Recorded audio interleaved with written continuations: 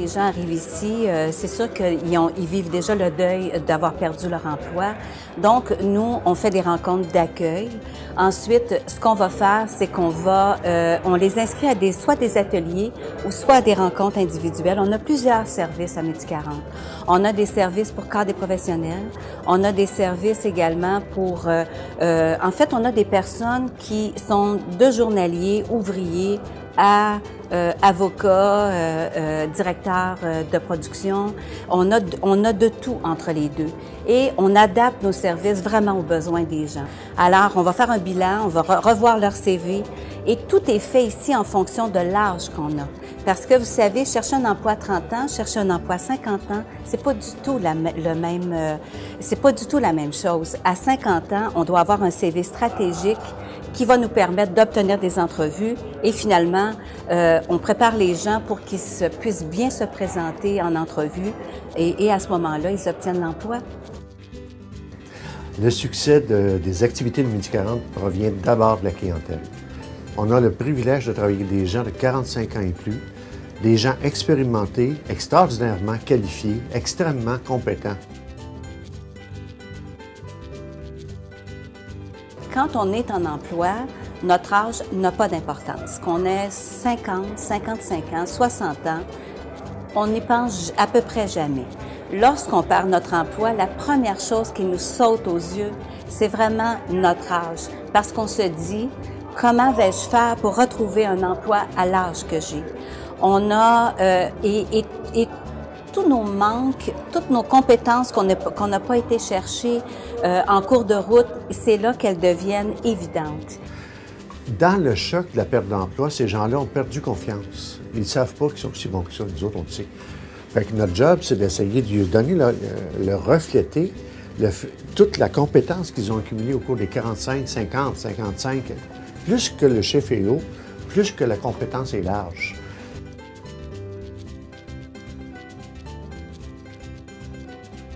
Alors, les gens arrivent ici démunis, arrivent ici souvent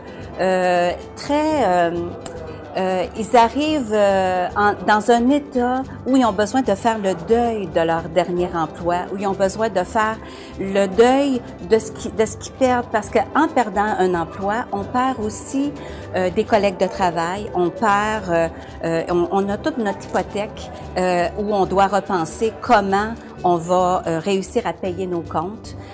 C'est vraiment souvent un état de panique.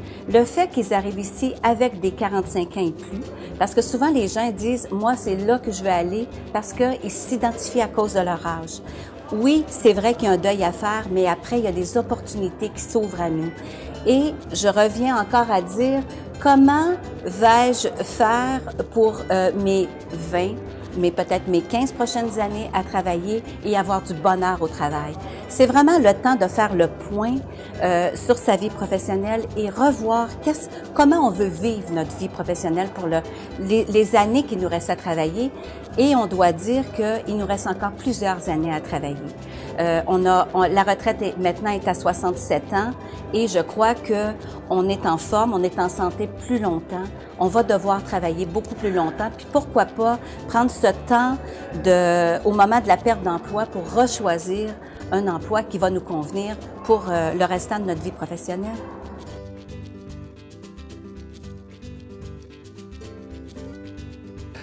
Quand ils viennent ici, ils prennent conscience de la vraie valeur qu'ils ont.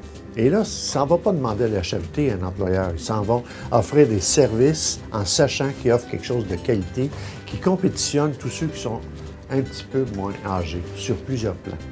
Ça change complètement la perspective et donc les gens, retrouvant cette confiance-là, définissant c'est quoi qu'ils ont le goût de vivre comme travail, à quelle place qu'ils sont motivés aujourd'hui pour aller travailler, ils arrivent chez l'employeur très motivés pour aller travailler chez cet employeur-là, parce qu'ils l'ont choisi.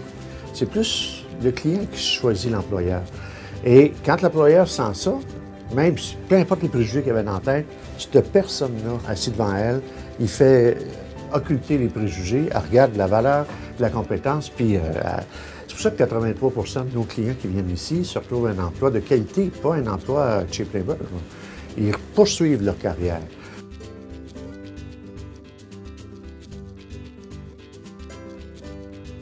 Puis on s'est rendu compte avec surprise que les gens retrouvaient des emplois, c'est autour de 67 retrouvent des emplois équivalents ou supérieurs à ce qu'ils avaient avant, autant au niveau de la satisfaction, au niveau salarial. Alors, il reste peut-être un 10 qui sont pas satisfaits vraiment de ce qu'ils ont trouvé et le reste du pourcentage, c'est des gens qui ont décidé d'aller complètement dans une autre zone, hors de ce qu'ils faisaient avant. Puis à ce moment-là, ils acceptent un salaire moindre, mais en fait d'avoir moins de stress. Donc, en général, les gens retrouvent des emplois très satisfaisants.